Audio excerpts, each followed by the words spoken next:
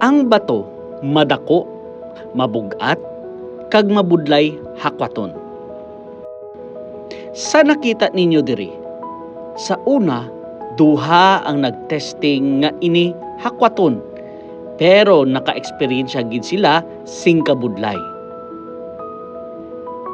Gani liwat sila nangita sing pamaagi. Nagdugang sila sang kahoy para makadugang sang makahakwat.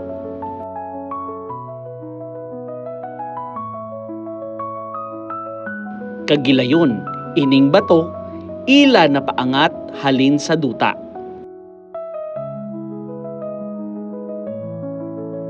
Makita ninyo nga sila nabudlayan magpasaka sa gihapon sang bato. Pero ini, ila gid nahimo maskin ano kabudlay. Amo man ini sa aton nga kinabuhi.